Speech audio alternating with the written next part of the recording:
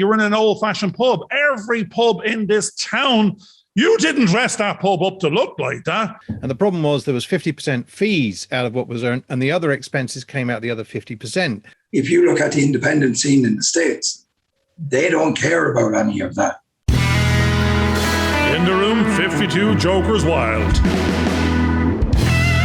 So welcome, folks, to another episode of In the Room with Garvin and George. It's a Friday again, and this week our guest is Pauric Brennan of Bren Enterprise Films, who's made a feature film recently called Don't Sell Me a Dog. And again, like always, we probably won't get chatting about that, but we'll be talking about the ins and outs of how he may have gone around making it, which I think should be fun. So welcome to the show, Pauric. How's it going? And tell us a little bit about the film anyway, just before we do get going, and then we'll go off to something else. It's a horror story, we believe, is it? No. Not at all. No, we got the wrong genre already. It's a crime thriller, road movie, about two drug addicts that rob their boss of his cash and his drugs in the hope of starting a new life. And they try to hijack an OIP car. But Joe, the old guy in the car, you're not having it. End of story. Not taking the car. So they end up embarking on this mad road trip, and they start to bond. Well, two of the characters start to bond. But they all have lies.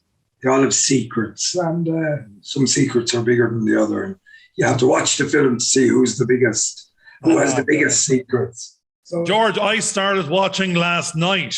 Now, I told Pauric I'd watch it. I see we were Skyping back and forth or writing back and forth. I think it's 1 a.m. I think men come alive about 1:30 in the morning when they wake up on the sofa from watching sort of back-to-back Netflix. And then I said, look, I have to do my homework. George says, do your homework. Would you, for God's sake, at least watch the film? The first line out of George's mouth is the wrong genre. Yep, so we know he didn't watch the film. No, I actually got 5 minutes into it. No, I'll tell you, it was terrible because I found the link. I think it was Vimeo and Plex. And one of them was looking for $1 off me. I said, "Affect that. I don't think he's worth $1 just yet. I'll go to, I think it's Plex might have been, I'll have to watch a couple of ads. Yeah. But I mean, I'm doing this on my phone at about 1:30 in the morning last night. And I got into the old lad and the start of the journey and the girl and the guy and the drug lord and all the rest of it. I says, right, I'm getting into this. But I forgot it was 1:45 in the morning. And that's it. I was asleep in 5 minutes. Nothing to do with the film. So I have to go back to it. So I'm just warning you now, neither of us have done the research. We haven't watched the film. But the version that Garvin actually got to see, the version that Garvin got to see was more weird than your version, I'm sure. Yeah. So I'm thinking to myself, that was a horror. No, that wasn't a horror. No. So it started off well, and I have every intention. I think it's just the horror of a day that we had yesterday. That was all. No, we were still getting over yesterday in shock. Actually, Pauric, we're looking at you, and I'm going, I wouldn't be expecting the crime thriller. I would have been expecting the Sons of Anarchy. You're going, why not the Sons of Anarchy in Kildare?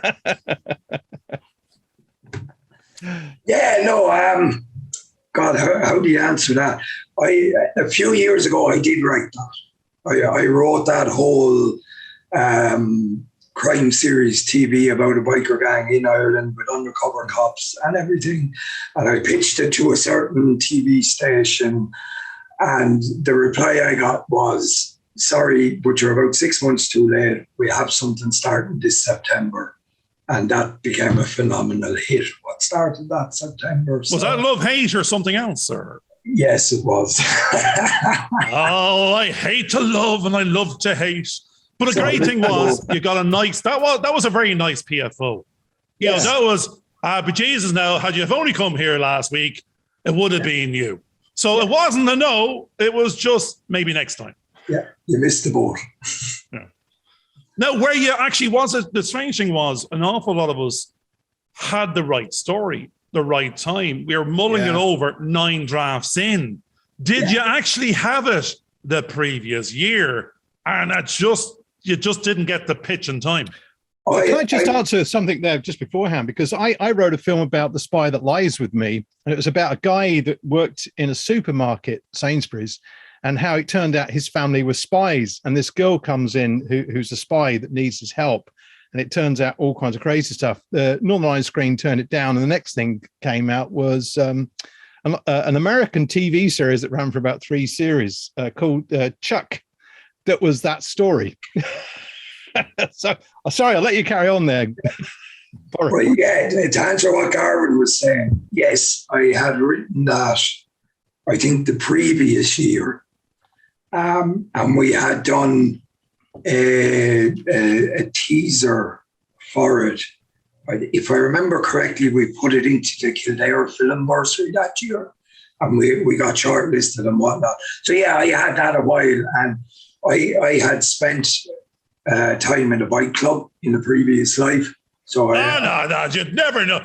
Not at all. No, to be no belief in that one. No, okay. I now the question is it a Honda 50, or are we talking some mother load of a Harley D Generation X something? You're talking proper club life. I love Sons of Anarchy, to go back to what you were asking. I really enjoyed it. It was a great series. Very good. Yeah. But it wasn't really, really true to life. Yeah. Do you know what I mean? There's a great book by a guy called Jay Dobbins. He was an undercover ATF agent, and he gives you what it's like in the clubs. Yeah. You know, and that's what we called our one under was the name of our series. And we tried to be real to it. Now, my business partner at the time, his sister is a cop. So we had that side of the world from her, and we kept it as real as we could with their side.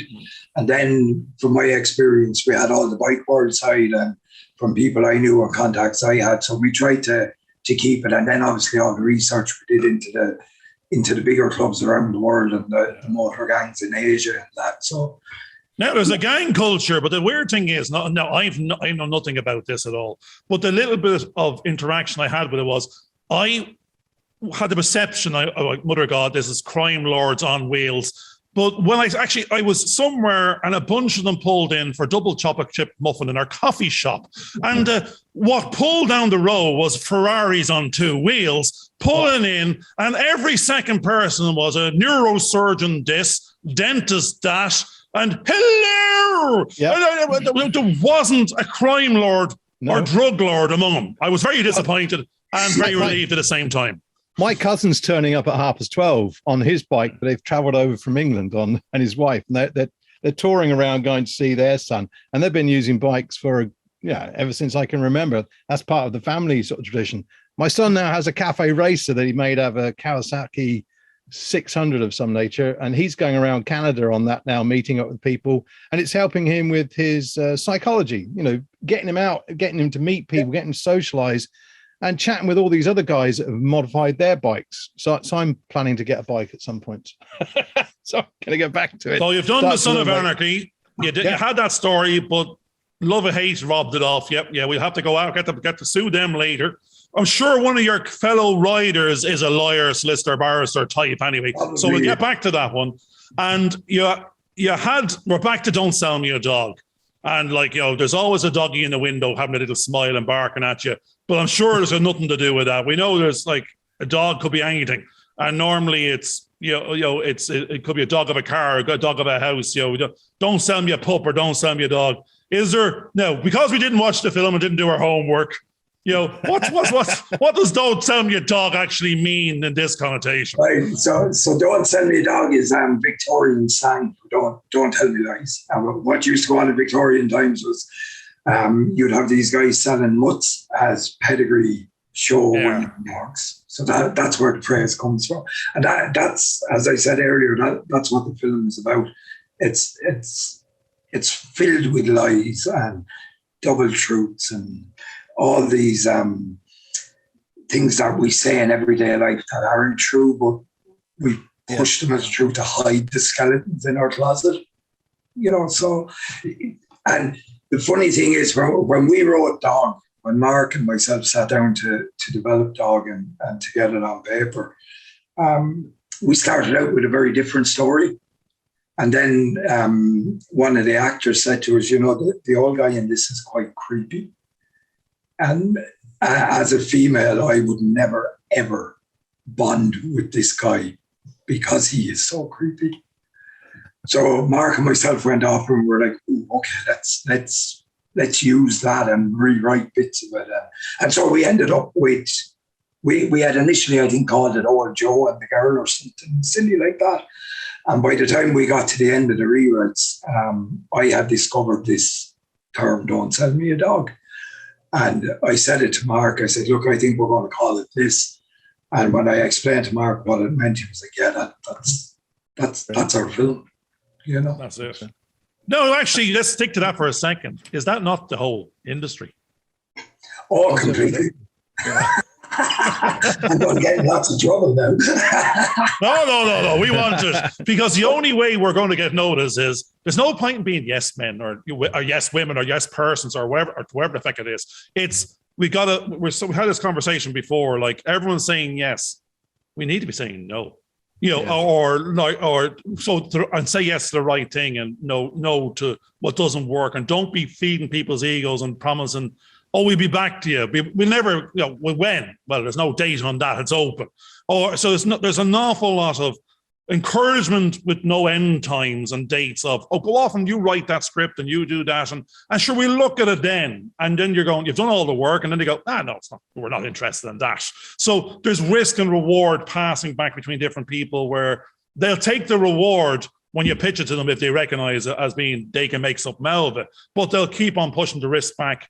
It's all your risk till there's a reward that they can recognize. There's a little bit more sharing needs to go on, in my opinion, in the industry of risk-reward relationship, so we can get more stuff done or financed. But at the same time, there's a lot more winners than losers. There's too many people in these too many queues, like 300 writers pitching for funding for a short. Three people might get it. 297 don't even get a PFO. They don't even get an email. They don't even get, where am I? Was I close? Yeah. So there's an industry that we're courting at the moment, which is it's the disenfranchised. It's the ones further down the queue a little bit, which are quality. They're just maybe 5 people away. The door closed, but they were near enough to the top of the queue. But the queue then restarts the following year. And you don't know where you are again. You're not back in the same position. So you've got to rejoin a queue for the same thing again with a different story or the same story and go reinvent the wheel a second, third, fourth time every year till you get your turn, and you may never get your turn. And the great thing about yourself was you can't wait for that anymore. You said it to me a number of times. You've just got to start doing it. Yeah. It might be shoestring, but you can't be waiting around anymore. Well, did you work out a budget for the script fairly quickly, or what was the score? No, I even for the next film that we're in pre-production on, budget is the last thing. I'm sorry, Gar. Budget is the last thing I think about. Right. I'm not going to say anything. And the reason I do that, right? If you sit down and start thinking about budget when you start writing your script, all you're going to write is 2 guys in a room talking to one another. Yeah, that's it. Yeah. You know what I mean? So I budget doesn't come into it. And what I said to Mark about Don't Sell Me a Dog was, I said, right, Mark, this is what we have. We have a car and we have access to actors. So write me a film with a car and 4 actors. And that's I'm going to fire you, Pauric, because the thing is, you said had you no car, no house, no room, no friends. The strange thing is you're coming from you're putting you have 2 hats on. You're going, I am the creative, I'm writing. There's no budget. But had you been you in your day job, you're going, don't ring me unless you have your budget, because this is my day job. So you're actually a split personality here, which is the great thing of what we're coming across is the last number of people we've been speaking to have moved out of the silo of the one role, and they've wanted now to be actually have a movie made, be it small, be it big, be it otherwise. And they now understand they've actually all moved into writing because they're coming more from the film business side of things going, I know what's going to take to make this. I know what skill sets we have. Now we got to write it to fit. You just said in the sentence, we're writing it to fit what we have. So there's an element of creativity, but not. You are very aware of what you're writing and the effect that it will have on lack of budget. If that makes sense. And my tagline is making movies with what I have. Yes. You know, Yeah. anyone that follows me on social media will see that. And look, I think we've all, as filmmakers, we've all got stuck in this dream of having 6, 7, 8, 9 million to make a film. Unless you have a product to show people, you're not going to make squat tiddly. Yeah. So you got to get off your bum. I did an acting course years and years ago, and the school's motto was "Don't dare to dream." Right. So I took that and I was like, "Get off your arse and do it. Don't mind your dare to dream." You know. Don't be wishy-washy. Don't be dreaming it. You got to be act. Yeah. Yeah. The very first one of our shows was action is act. Yeah. It's due. I'm going back to what we were saying. So yeah, I told Mark, I said, Mark, we have a car, we have actors. Write me a story.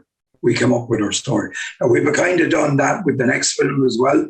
But with Dog, as you said, if I didn't have a car, how would I have done it? It would have been 4 people out camping who came across these 2 drug dealers. Yeah. So I would have found a way to do it. And I think as a filmmaker, and even the producer hat and all that side over there, as a creative, if I want to make something, I'll find a way. I knocked an actor down 4 or 5 years ago on a short film with no stuntman or anything. I found a way to do it. Do you know what I mean? Yeah. So I think if you're going to make something and if you want a product to show people, then you got to be creative, because apparently that's what we are. So you got to look at ways, well, what can I do? And then I had a conversation with a new filmmaker recently, and they were complaining about not having equipment. And I said, "You're talking to me on a smartphone. There's a good camera on it. Now all you need is a microphone. Go make your film." Yep. I don't think we look at it like that here. I think we're caught up in having the best equipment, having the most money, having this actor, having this. Look, while if you look at the independent scene in the States, they don't care about any of that. They make their movies with what they have, and they sell their movies. Yeah. I remember on one of the films that we were doing, we needed a track and dolly system, and one of the actors was going off to do a gig somewhere, so we couldn't shoot one weekend. So that weekend I went down to B&Q, bought a whole load of 32mm tubing, and got a couple of old skateboards and butchered them and stuck them together. And there I had my a 36-foot track and dolly system, which we managed to use in that little film. So we were being creative. I think the other thing is that now, you do have to generate an income for yourself, but the other side of it is if you wait too long, the years will go past very quickly, and you need to keep doing something to keep alive. And even if one thing doesn't work, then keep on doing another, because you can still put your time. Like I said, my son has put time into converting a motorbike, and that's his passion. So it doesn't cost him. It costs him a little bit, but he's generating the income to do that. And I think, filmmakers are doing the same thing. Their custom bike is their movie that they're making in some form or fashion, and they want to be able to do something with it, just get it out there to an audience. And it's trying to get that reality of how to mix it with the industry. And you're right, most filmmakers are never going to get big budgets to make the movies. They will after they've shown their worth and made something and demonstrated it and managed to get it out there and get an audience for it, but not until that happens. So you are kind of having to invest in yourself to achieve those kind of goals. So I remember not so long ago, probably in the last year, we had a conversation. You were talking about a car hull that you had where you could either put a screen. We're using green screen today, but you were actually going to do projection. Did you use any of those techniques in the film? We did experiment with it, and we set it all up in the garage that we had. And we ran tests and that. I wasn't overly happy with it. I think our projectors weren't strong enough. We needed brighter projection, but it did work. And there's some pictures of that. And I think there might even be a clip up on YouTube of some of the tests we did. And again, quite simple to do. I bought those projectors on eBay. I think they were 25 or 30 quid each. Do you know what I mean? And Yeah. it worked. And I probably will use it at some stage just to make some sort of a stylized picture and just to have fun with a film and, you know, and do it. But again, look, what you were saying there about time going by, I've done that. Like, this is, Don't Sell Me a Dog is my fourth attempt at making a feature film. Yeah. Actually, the last time I was speaking to you, Pauric, you had no beard. So, I mean, the actual time that's gone by, Father Time has been visiting you, and it's like, you can see you're aging by the minute. Even just putting up with us on this show, you're growing old listening to this shit. But no, what I love about the fact is, now I'm lazy. My day is broken into, you know, maybe work somewhere in the 9 to 5 arena after 16 cups of coffee, find 10 minutes of work, and then the evenings for relaxing from the work I may have done during the day. But I'm back to back Netflix. I'm watching Netflix. You're making Netflix while I'm watching Netflix. You know, the great thing is the creatives are, you know, I think I have no time. There's 4 hours a day in the evening that I could be working on film, or doing something to do with it. But as a not as more work, but as you said, as a creative, or as coming up with a new project, or making those relationships that you're getting those people together, or if you're just walking the grounds and going, I've got a, you know, ride on lawnmower, and I've got this and I've got the other, and we can do a Forrest Gump with this piece over here. I admit the first 10 minutes of what I saw of the show, you know, I'm now looking at it with my artist's eye of, as you said, the accountant is going budget, you have no money because you have no money. And I'm going, he's walking from the garage, I think he was getting petrol, you know, and like so someone obviously pressed play or record, and then you were in the very, very beginning. You were in an old fashioned pub. Every pub in this town, you didn't dress that pub up to look like that. To throw it back to the 1970s, they looked like that here. So, I mean, all you had to do was go into a country pub and go, gee, the Americans will love it. He must have spent a fortune. No, you went to the bottom of the road, you ordered 30 quid of petrol, and you went into the pub for a pint and asked the guy behind you to start recording. And you had a conversation. It's atmospheric. It's brilliant. It looks as if you actually set up the whole damn thing. We managed to do that in Fiddler's Walk as well, because in Fiddler's Walk, we got an exterior pub.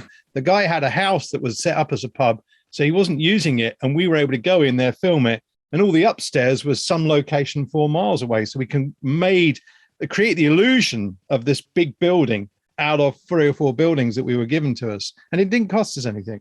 And that's the thing, like that garage in that opening scene is half a mile down the road from me, and I just went in and said it to him.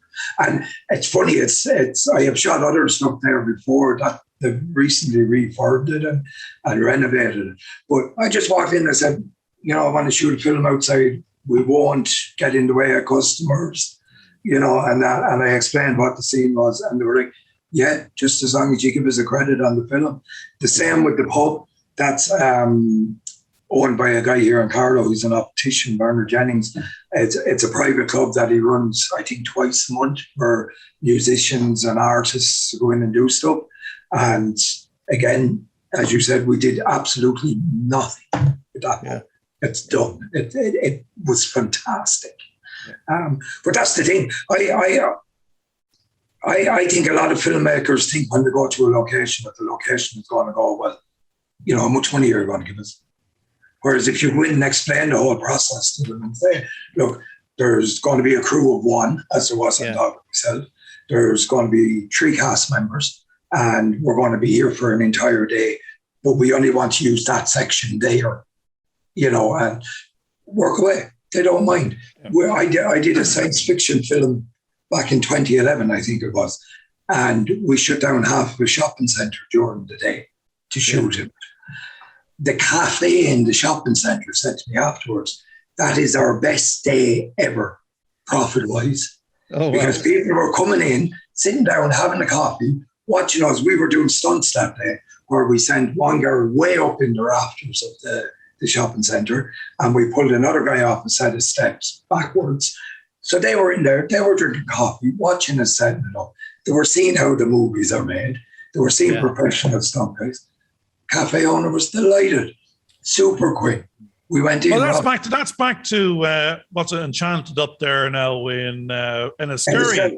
Yeah. It's a tourist attract. Enniskerry was okay. Sure, they got dressed up and every building was painted and every hotel was booked for about a month or two beforehand. But in the meantime, everyone in this country that had a kid was on a tourist bus Sunday afternoon jaunt up to Enchanted. It is a tourist attraction. As you said, if you saw a camera across the road in any town, village, or city, you cannot help. It's a magnet. They'll just the head will jerk and they will look, or they will stop or slow down or take a photograph or a bit of social media of themselves, and they'll see if they can see a star or something. It's an industry, and it also has a tourism attraction effect wherever it is. So that's the great thing about in Ireland now. If we start making, actually every little local regional county council wants to draw you to their region under two headings, that film tourism dollar and the actual, the local team and local crew will please use ours as opposed to someone else's. But you have that power to go do and decide where. And literally it's a car. You get in the car and you can drive and you can find there's 200 locations on your doorstep that you can call your own holiday during the summer and have, by the end of it, have a film. We did that with Filler's Walk, because again, we toured around the mountains of Mourne. We stopped in Kilkeel and we asked if we could use a little restaurant, and there were buses of Americans piling in. So all we had to do was ADR afterwards and use what we had as a guide track, and it worked. And the same thing happened again with another little film, Montes Crest, where we needed a little restaurant in Newry. But we have had a situation where we asked someone that had a big warehouse if we could just use a corner of it for a disability film, and they wanted to charge us $3,000 a day, and we went nope.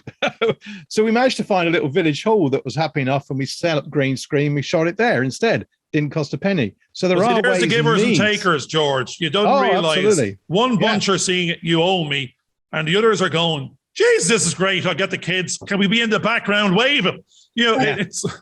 And that's it. It's just a matter of opening your mouth and using your words, as I said. Yeah, absolutely. Just go ask. All they can say is no. So you're on your next one now. That's the thing. We had a chat beforehand, and it was, don't sell me a dog was X. But now you have a couple of people you were courting over the last while that believe this is a common theme with an awful lot of people.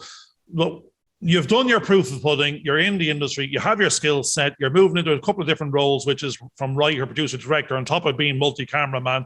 Actually, you even chucked in this sentence that you were actually doing acting before. So I was quite, are you in this movie, more to the point? Because I haven't got that far in yet. Are you in there too? No, my days in front of camera are limited to interviews. No, I think you have that face, or maybe you don't have that face. That's why you have that beard. We don't know, but you're definitely, like, when we put this one out, you're going, no, that's a character. Should be. Yes. You are a caricature. You're a caricature of yourself, and I think I'm a caricature. Actually, George is doing Muppets and Fraggles and puppets of me left, right, and centre in the background. Yeah. I think we need to be characters of ourselves. There's no more. You're not getting clean shaven and putting a suit on from now till the day you die to go get a job. This is it. This is you.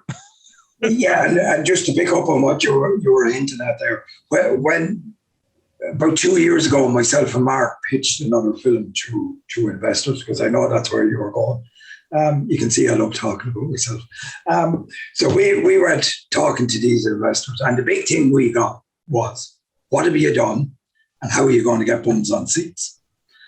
And that you can understand why they're protecting their investment. They want to see an ROI, right? That's the producer side of things. So when we started that, like, we have two other good scripts there that have got attention from people, but it's always come back to, what have you done? Where's the bums on seats coming from? So, and that led to Dog.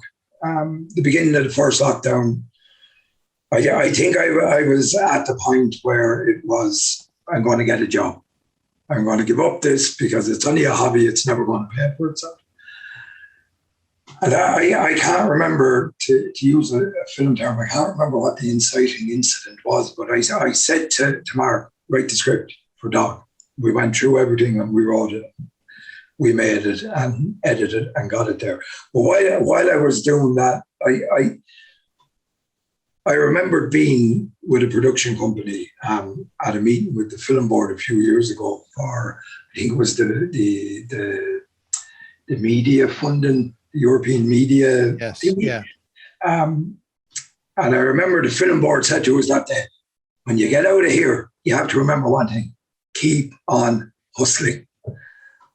That stuck with me. So I was like, right, so we're doing Dog. So I started approaching distributors, sales agents, and as far as I was concerned, I was selling a Hollywood production, even though I knew it wasn't or anywhere close to it.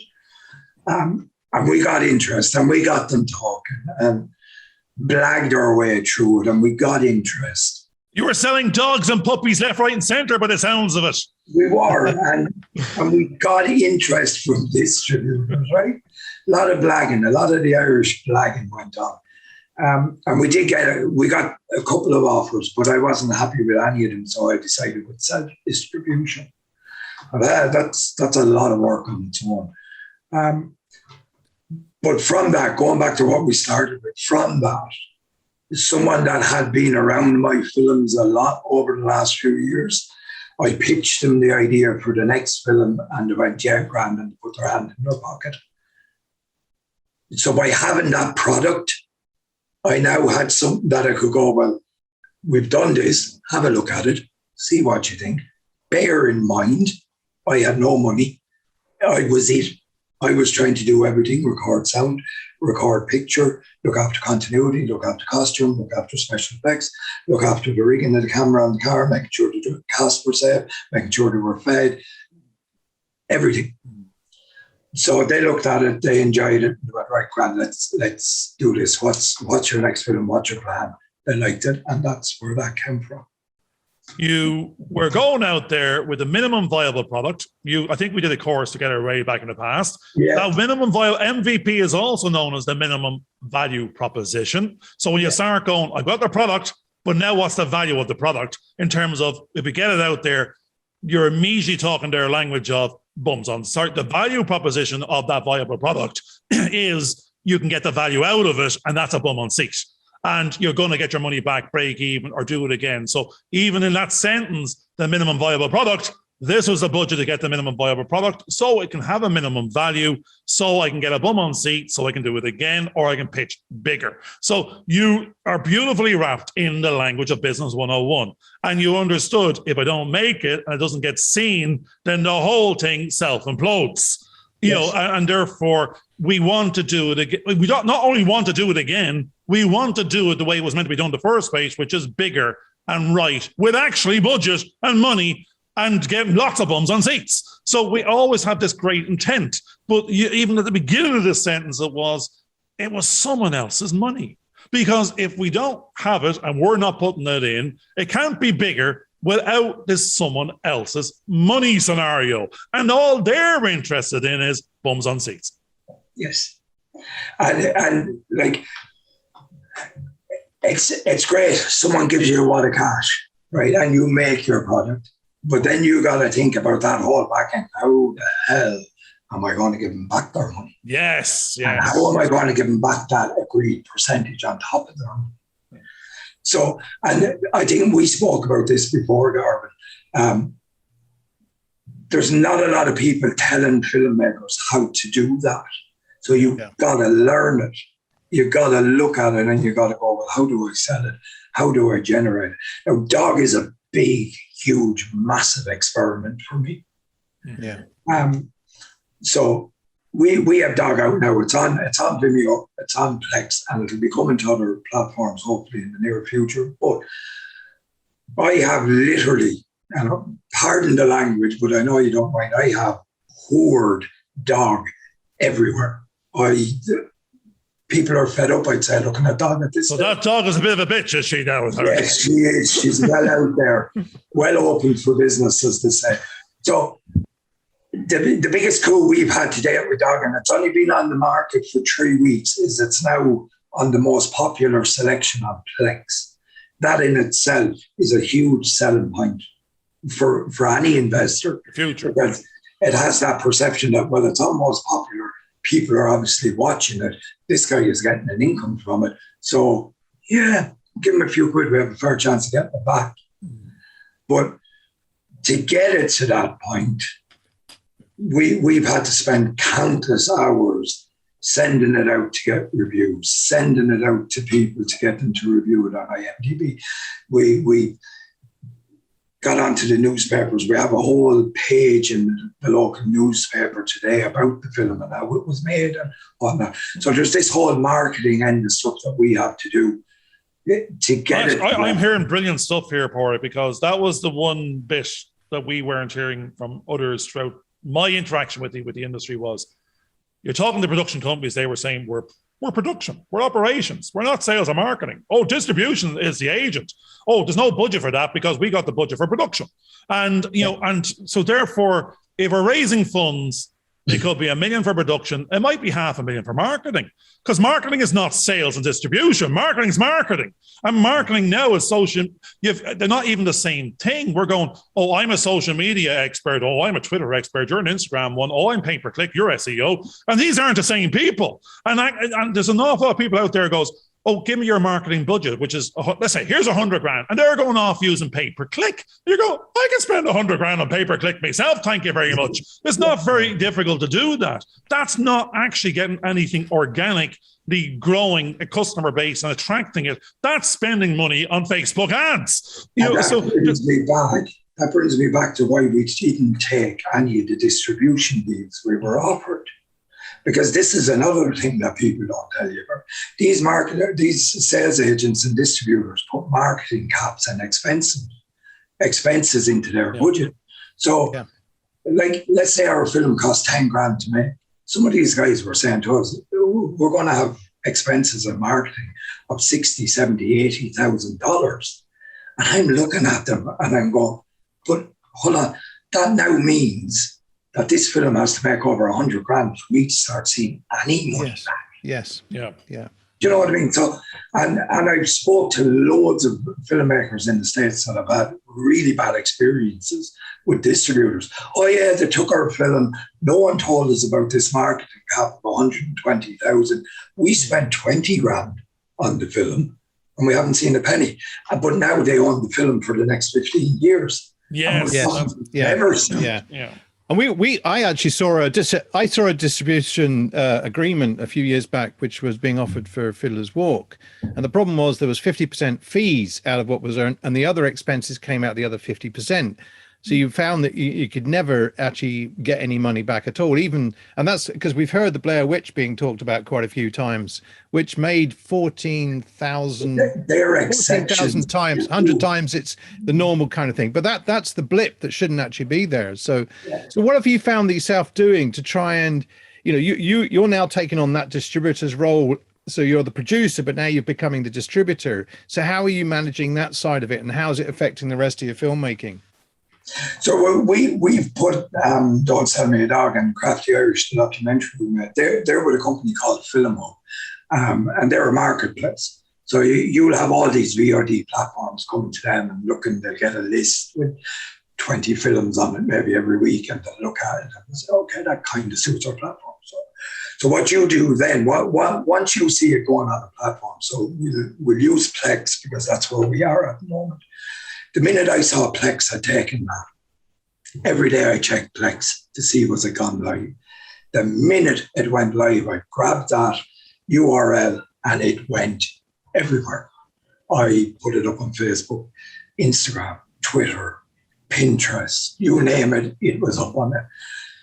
Job done, I wish. So then we had to start driving traffic to those posts. So everything that I do, at the moment is in the morning I get up, I check all the social media platforms, see if I have likes. If I have likes, I'll say thanks or respond to them in some way. And then I'll put out a new post. Oh, look at this. And we did one recently with Mark, the writer, and a quote from a review saying he wrote it in 2 months and it's a great crime yarn. So I put a picture up with him, made it look nice, blah, blah, put it out, and we promote it and put it forward. So you're constantly doing that in the background. Yeah. While This is brilliant. Pauric, this is brilliant. But as I said, I'm an old man. Well, my kids say it. You're just an old bald bloke. You know, like, when are you retiring, or actually when you start? But I was an accountant. George was production. You were production. Now the three of us are going, how's my Instagram account doing here now? And should we be TikToking? My children are going, if I feckin' see you on TikTok, that's the end of it. I won't be able to go down the road. This is the 18-year-olds and 16-year-olds. And I'm going, I've got a TikTok account, but we haven't gone live with it yet. But we haven't done anything. This is where suddenly you're going, yes, if we can just become a little bit more of an expert, and we're the wrong people, again, we're doing it ourselves because there is no other staff member. There is no budget for some other staff member. Therefore, the tools are there. There's training sort of videos up, left, right, and center. We may not have broke the algorithm on YouTube, but by God, there are tools to the planet that if we have content, in your case, we've got unique content, that if you start putting it out and we just hit the right connection or something, we have a better chance than you've ever had in the last 2 millennia to break that, get to the end audience. And now you're going, you said it at the beginning of that sentence, we're about to circumvent sales and distribution. That's fine for the big boys. But when they're asking for 50% and you spend 10 million, the more you spent, the less they're probably asking for. But that's because the more power you probably have behind you in terms of, named actors and this, that, and the other. But the little guy is being milked to death, took the highest risk. His investor took the highest risk, and they're removing any chance of you getting it back. And even the actual Netflixes and Amazons are now giving you a couple of $100,000, maybe buy you out, lock you out of every territory on the planet because that's their customer base. So it really does say you can get, if you keep it this low, not low, maybe a couple of $100,000, and you have this route to market and you learn those tricks of trade and social media, then the weird thing is you've got the best chance on the planet of actually getting that money back by becoming the distributor and having your marketing down and getting that route to market of your own audience.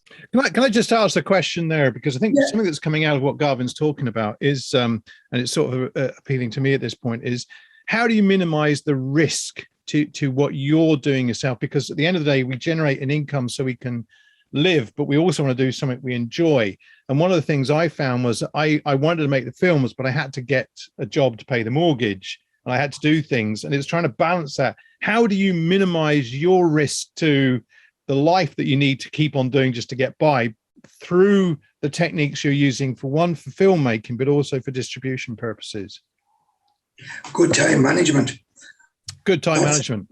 Yeah. Look, I do corporate videos as well, and I do a bit of social media for different companies around. But I knew I was going to shoot down during the lockdown. So I blocked out my 8 days, and I said, right, these 8 days, you're not going to get me. So, don't even bother ringing me. And I let my few clients know. I'd say, look, guys, those 8 days, I'm gone. So that how you can't, with the film, I can't minimize the risk because you don't know what's going to happen with it. It could be a flop, and it could be a smash. So what I do is I basically try and block out what I'm going to do. So at the minute, I'm very quiet in the corporate sector. There's not a whole lot happening. So I know my next film now, I can block off. I think we have scheduled 10 days to shoot the next one, which is 2 days more. Yeah. Thanks for a budget. Yeah. And how did you find doing that? Because I mean, really because one of the things that I found was that I shot two features. I've shot a documentary, and the risk that it was the same with all the cast and crew. A lot of them came to me and we said, look, as long as it's not affecting your income working on this, we will block you in. And they were quite happy because it didn't affect them going off. In fact, in the making of film, we had one of the main actresses who's now a big name. Noir, basically sort of ringing a boss and saying, I'm going to be about half an hour late. They're about to finish in about 10 minutes. Isn't that right, George? Well, maybe an hour and a half. No, half an hour, and I'll be on the road because I've got the keys to the restaurant. And if you can't open the restaurant up, so we had to get her there. So, it's those kind of things, just saying, right, okay, we'll get this done, and then you go, but be careful, because she'd already had a problem with the police coming down and sort of ended up hurting herself somehow. But those are the things that I was kind of looking at, because really, once we'd minimized that risk, people were willing to help because they knew it wasn't going to affect them financially. They knew it wasn't going to affect them in any other way. And we made it, if you like, safe for them to actually work on this project. And those are the kind of things I'm kind of, because you're talking about the same kind of language, really. You're trying to make it safe so that environment, you can be creative, but you know that it's really going to be minimal cost as much as possible, so that your investors don't have to put so much money in it, or you're the main investors in that case. And it's kind of recognizing that idea. Is that something similar to what you'd think about? Yeah. So with Dog, what we agreed with the cast was a fee for the project. Yeah. And I explained exactly our initial plan with Dog was to shoot everything straight through the windscreen of the car and not move the camera at all. So it would have been like a little chamber piece. And any action that happened outside the car would happen at the back of it or just off screen, and we'd just hear dialogue. That was our initial plan. So because I knew I was shooting them myself, I had scheduled it in a way that I could do it in the 8 days. And the only reason I knew I could do it that way was because I was never going to put the camera down. It was going to be on the shoulder from start to finish, or it was going to be on the bonnet of the car from start to finish. Now, I gave the cast a monumental task in that our initial idea was, right, let's do this as a one-take movie over the 8 days, from start to finish, every day, until we get that. No toilet breaks. You're going nowhere. We're locking into that car. It's like the American competitions. You stayed in the car. If you got out, you lost the car. If you stay in long enough, you win it. So you pretty much go, if you leave this car, you're out of the film. But we're not moving. So was it 16-hour day types? No, I kept it to a 12-hour, 7 to 7. Same as 7 to 7. Okay. Yeah. Now, and in saying that, there were very lackadaisy 7 to 7 day. Yeah. You know what I mean? One thing I like to do on my sets is I like to make it fun. So we're always having a bit of a laugh. It's always really relaxed. There's never pressure on anyone to perform. It has to be a really, really safe, friendly, fun environment, because if it's not, you're dead in the water as it is. And I worked on a couple of sets, one in particular where the director was a complete and utter a-hole and no one enjoyed the experience. That's it. I mean, my lead actress on Fiddler's Walk, she enjoyed the process so much, but she went on to a horror movie afterwards, and they were working crazy hours, and she screamed at the producer because he hadn't organized they hadn't made a safe environment. There was expectations to it. So I kind of love what you're talking about, because you are talking about that risk-free environment to make sure that people do feel safe. And once they feel safe, they end up giving more. I think they give they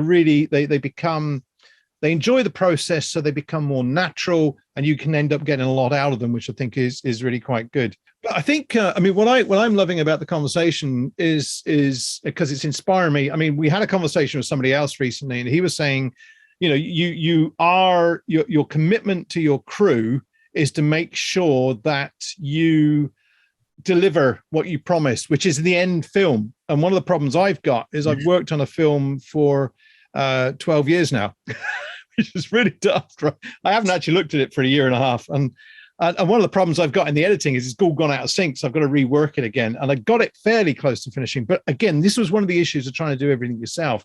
Nobody could come on board to do some of the back end stuff. I still had to do that. And I still feel there's a commitment to make sure the film is there. It's not the best of movies, but I think I can turn it into something. So I'm going to try and spend a little bit of time, find a few hours to get it finished, And that's key to it, George, because what you now are doing is you're following out on that commitment. All right, it might be taking 12 years, but that cast and that crew are going to have that product by the end of it. And that's something I was very conscious of with Dog, because a couple of years ago, we had another film that we made. We had, I think it was about 15 minutes left to shoot, the end sequence to shoot. And one of our main cast refused to come back, walked away from the project because they were out of pocket. Now, I learned a very, very valuable lesson on that.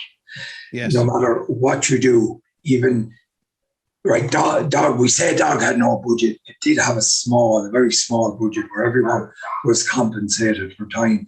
But that was because I didn't want anyone to walk away from it. And I wanted to make sure that we got to the end of it. Right. So on that other project, we had spent, God, I think we had spent about the best part of 3.5 weeks shooting it.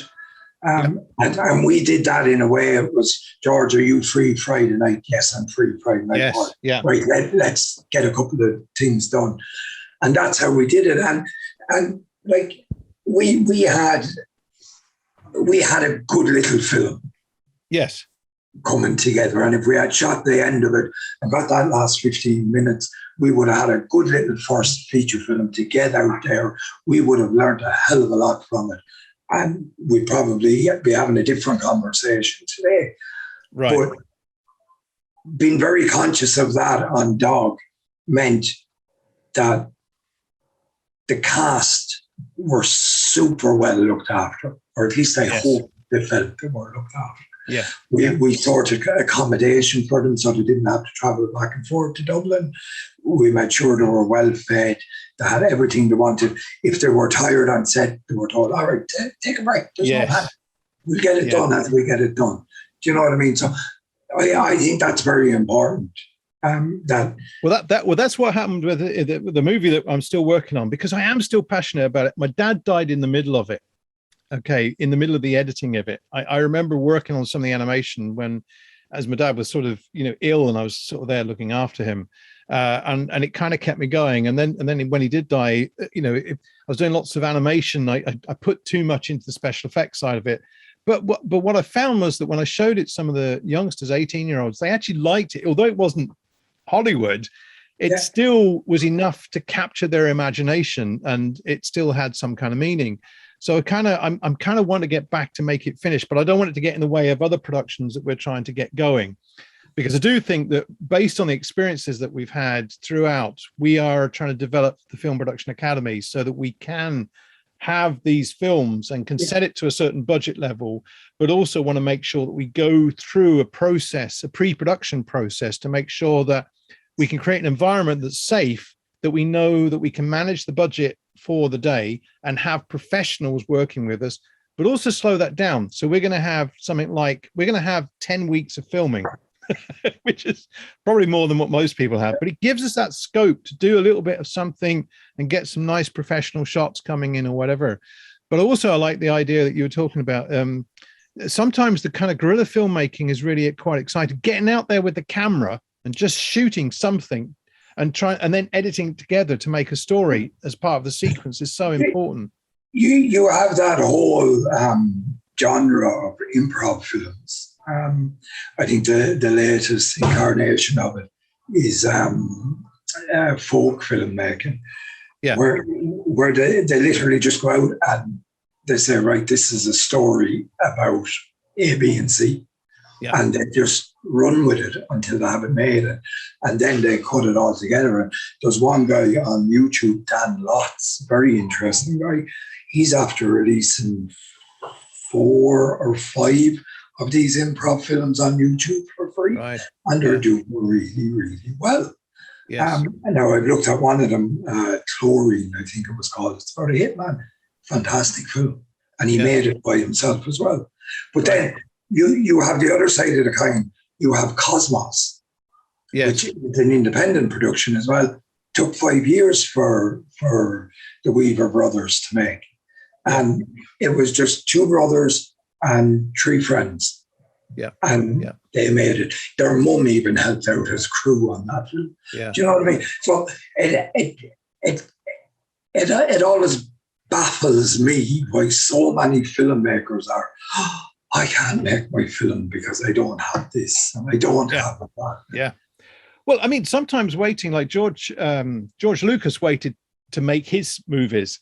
And one of the things that I mean, one of the problems I was having was, what do I do about music? I tried to get some composers involved. It didn't quite happen.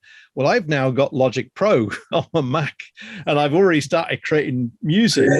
I've learned to play the violin and other kind of instruments recently, and I'm kind of going, right, I can now create an orchestra and have that playing in my movie. And because I've learned a few chords, I can just do stuff that would populate the film and get it to the point where I can finish. Not only that, I've suddenly started to discover there's a crowd scene in my movie, and the characters could almost be animated, but I've shot live actions where I had the track and dolly. But I can now use some of the Adobe products to create. I can create a character in Blender, have him sort of like a T shape, and I can get all the movements, because I've done it with Garvin. So in one of our little promos, we had Garvin doing a somersault.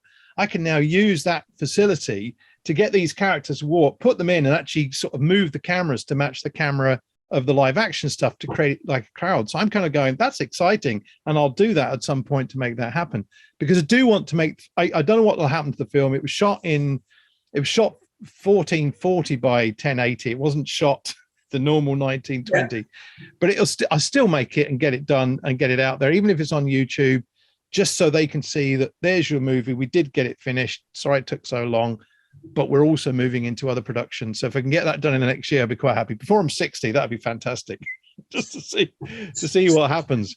But it is fascinating to have an opportunity to talk to somebody about the film and about their process, because we're gleaning so much to help us with our modeling of our film production academy. But are there other things that you've mentioned about that the filmmakers need to just have a go? Are there any other things that you would advise filmmakers to be thinking about the process of, how long is the process for you in writing your scripts, getting the shoot done, the editing, and then the distribution? Right. So Doug, from the day we decided to start writing it to the day we finished editing it was exactly a year. Yeah. But what I've learned from Dog, now Dog will be with me forever and a day, because I will always be marketing it, and the same with Crafty. Like at the minute, it's saturation marketing, and just everything is going out for Dog, everything. But that will come to the point when we release our next movie. That next movie will be the saturation for the marketing that we'll do, but we'll still be pushing the other products as well. Right. Yeah. So how long is the process? Look, to be quite honest, what a lot of filmmakers don't realize is just because you start writing the script today doesn't mean you shouldn't start marketing it today and thinking about that. Yeah. And I think a lot of filmmakers seem to be caught up in this idea that, great, I'm shooting a feature film. It's my first one. It's going to be brilliant. And I'm going to send it out to film festivals. Yes. Yeah. And this is where my producer hat comes on and goes, that's just an expense that will yield very little return on that investment. Right. Yeah. Now, I know we all pick out El Mariachi. We all pick out Paranormal. We all pick out Blair Witch. They're blips in the system. Yes. And that's what I keep saying to people, don't go. I mean, even the stuff that I've studied about how, sort of doing the business plan for a film says don't use any of those movies because they're just anomalies. You've got to be realistic with what you're trying to do with the films. But it is an area where you learn so much in the production side of it, the post-production, trying to get all that side. And there's an equal amount that you need to learn to get distributing and marketing. And that's an area that I personally don't feel that I know a great deal. You were asking me there about the process from start to finish, and as I was saying, we were pretty quick with Dogs, and we wrote it and edited it within a year. And then I started thinking about, well, how am I going to market it? How am I going to distribute it?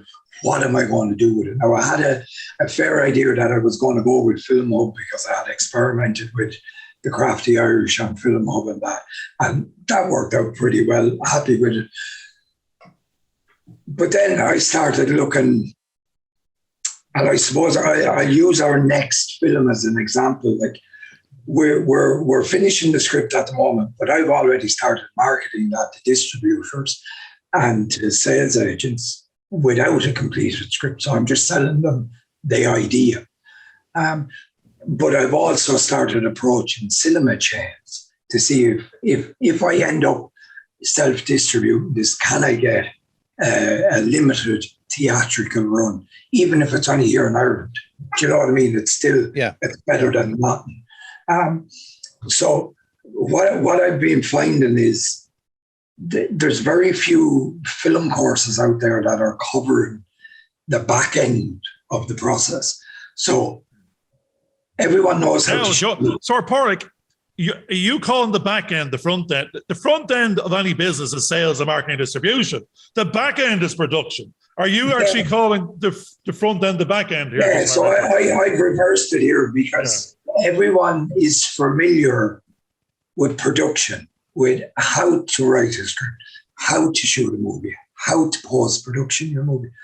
But everyone seems to think the holy grail of a finished movie is sending it out to film festivals. But that's as I was saying earlier, George, that's having the producers that's another expense that yields no return. Garvin will be delighted with that as the accountant. I love this language. It had a trainee accountant in the mix. It's brilliant. Right. But you see, and this is what I mean. No filmmaker is thinking about what do I do with my product once I have it. Yeah. We're looking at it. Hey, I finished the film. It's great. Send it out to film festivals. Someone will see it. Someone will offer me the big deal. Not going to happen. Blair Witch, Paranormal Activity, El Mariachi, all blips in the system. Forget about them. So what you got to do, we said it earlier, you got to have a brand, you got to have a product. So what we've started to do with our next movie is it's a horror. So we know the genre. We know where to find the audience because horror is a very popular genre. So we're already mixing in groups of our horror film that we know the subject will appeal to. We've started talking about movies, not our movie, but we've started talking with these people about movies in this subject. And they're coming back with stuff like, oh, why is it always this way? And, we all think it should be this way. And so we're kind of molding our product to what the consumer is hoping to see. Lovely. Yeah, there you go. yeah. You're listening to who's listening to Daryl. You can't talk to the million. So they're going, we've already spoken to them. We've already sent them previous stuff. What they've spoke back to us through viewership is we like horror. We will watch. We'll hang on for 20 minutes before we give up and give it a better chance. But if we hang on, we'll come back. We'll watch it again. So it has its audience and they're the route to it. And you're close. Listen to them and build with the audience in mind. And that's the great. You mentioned the word, and it would just resonate with me for a second. It was, filmmaker. If you're a filmmaker, you make the product. You didn't say film seller, film marketeer, you're getting closer because your whole persona is changing and you've took on these other multi-hyphenates of, actually, hold on a second, I'm the investor. Now I've got to work backwards. Well, I want an ROI from myself. I'll just talk to myself here, turn around and go, right, Pauric, as an investor in me, you, Pauric, I want you to tell me what you're going to do about marketing to get to the audience. Now, I know you can make it because I've already spoken to you earlier about making. You can sort that bit. I'm going to give you a very limited budget as me as an investor. But now, with the bums on seats in mind, us as marketeer, business entrepreneur, trust you as maker. But there's no point in making it if we don't sell it.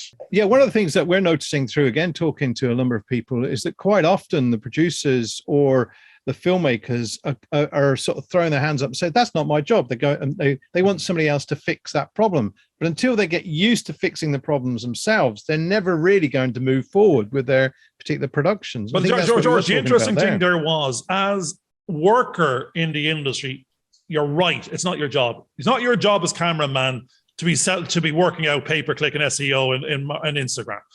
But if you're entrepreneur, indie production producer, you're in the business of film, and there's no role you can leave out in the whole holistic business sphere unless you've got a budget for it and somebody else is doing it. That job exists and will always exist. And in the holistic, if no one's doing it, the whole thing falls asunder, and you don't get to the end game to do it again. And I think the reality is that they have to be responsible for that part of the process, which they're actually neglecting, which I think is the issue. Sorry, Pauric, you were about to say something. There's a guy in the States, Alex Ferrara is his name, and he kind of phrased filmpreneur. And that's what you have to do. You have it. I was trying to come up with it there, and I was going, filmmate. I was going through words in my mind. I actually nearly got it. I said film. I said film. I just didn't get rid of a couple of letters in between. It was a natural arrive at it. Yeah, you have to be the scriptwriter. You have to be the director, the cameraman, the sound person. You got to be all these hats to get your product made. But then you've got to be the PR company. You've got to be the marketing guy. You've got to be the sales agent. You've got to be the distributor. So what that guy recommends you do is you niche down to an area that you can find. Now you own it. You are in the middle of this show. You touched on the because we mentioned this other chap fellows. I don't have to remember his name. I'm going to have to look it up now one of these days. I keep on quoting a guy I can't remember his name, but Stephen Fellows. I'm hoping it's Stephen Fellows, but if it's not Stephen Fellows, there's some person that we're going to make up and call Stephen Fellows. And what he does is he researches the whole industry. We mentioned there was a bloodbath of genre bar chart there released a couple of weeks ago from his 20 years of knowing the industry and researching it, and horror. And we said this to Sean Bretnick, and we said, like, we got it from Sean and Yolanda.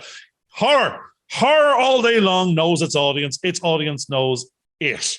And zombie, it'll seek it out. It will find it. If you just put the word in there, they will find you. They will watch you. They'll give you the time of day, and they might even give you $1. And therefore, they're there. So if you're doing something all day long with the best chance, you've said it. It's a micro horror. It's as few moving parts as possible, and it's to get that frightability in the mind of the audience that they filled in the CGI, and we're in business. Yeah. And I did that whole niche down thing with the Crafty Irish. It's about the craft brewing industry in Ireland. But I went so niche on that even people in the industry are like, God, that's a lot to take in. So we went too niche. Right. So what we're doing now with the horror movie is we found it. We know where our audience is. And we've looked at it, we've listened to them, and we've gone through the rigmarole. We're writing the script, it's nearly done. And as I was saying, I've already started approaching these distributors. I've told them what the movie is. I've approached cinema chains. LinkedIn is your best friend when you're looking for who runs what. Go do a bit of research, you'll find it. Reach out to them. We've done that with cinema chains. We haven't got a no, but we haven't got a yes. What we've got is, we'll look at it. We prefer to deal with distributors. But we have dealt with self-distributing filmmakers before. Personalities can break through. The horses are all there on LinkedIn. But as I said, if they're there, you have 1 million people will try, and their inboxes are full because they found their name. But they need to filter you back out. But therefore, if you're in this industry, the strange thing is you make a little bit of noise on Ireland, you're visible on the world stage and social media. The LinkedIn is not you're going to say hello, just connect. But then you can feed in. If you've got that connection, you don't sell. Your little bit of viability of your content and how you pitch it indirectly in front of them is what will grab their attention. That's the game now. Is you're doing it. You're on your social media channel. You like the LinkedIn. You're connected to the people you want to see it. But you're not advertising. You're going to just turn up in front of them. So when you do ask, they're already subliminally aware because you were in their timeline already, and you broke into it. And that's the game we're actually playing now, and that's what we're doing as well. And you're doing it in front of us every other day of the week, where we see your dog, we see your Crafty Irish, because we connected. But you're feeding our news feed with not you, but your stuff is standing out. It's grabbing attention, and you're not selling, but you are. Yeah, and when you're reaching out to these people, this is a key thing that I learned from Clubhouse. you don't know, like, I'm not going to reach out to Garvin straight away because you're in the production academy. I'd say, yeah, you've turned down my call 10 times now, Pauric. I can see that. I've got the message. But I'm not going to reach out to you and go, Garvin, I have this fantastic movie. It's going to cost £1 million to make. Will you make it? Because I think you used to use the expression with me. You're just handing me a bloody bill now. So what I do is I reach out and I will ask a question as opposed to saying, will you give me this or will you give me that? So when I reach out to cinema chains, for example, I say, hi guys, have you dealt with self-distributing filmmakers in the past? And if so, what's the process? Yeah. So I'm not asking for anything. I'm trying to bring value to what they're offering their customers by offering them a product. But again, going back to what we said, if you don't have a product, you can't offer them in squat diddly. So you automatically become, again, to use Garvin's expression, a bill. And that's not what people want. Anyway, folks, I'm going to come back in there. This has been a really, really fascinating show this week because, Pauric, you've actually gone through a good lot of the process of filmmaking, which I know a lot of people who are coming out, who want to be filmmakers, who are scared because they think there's so many different departments and they can only go through one. The context of what you've been saying, as soon as you go and come up with an idea for a film, you need to start marketing and researching where you can get that audience so that as you progress that project forward, you know that you're creating a product that is going to have an audience that will generate a revenue for your investor, basically. So I think that's fantastic. And really, if nothing else, if that's all the message that goes out today from today's show is think of your market as you're progressing your story through and developing your ideas before you go out and shoot. So you know that when you do go out and shoot, you are making a product that is an audience waiting for you, and you've probably generated enough interest for that audience, which I think is fantastic. So before we go, any last words you'd like to just say to kind of wrap up the show there, Pauric? God, yeah, watch Don't Sell Me a Dog. No, I was sitting here coming up with the last statement for myself going, and you just robbed half of it. But look, it's don't sell me a dog, don't sell me a pup, sell me a pedigree. And that'll do. Brilliant. Well, thanks everybody for watching. See us every Friday, and we look forward to seeing you next week. Bye for now. Thanks a lot. All the best. Hope you enjoyed this video. Please subscribe and click on the bell for notifications.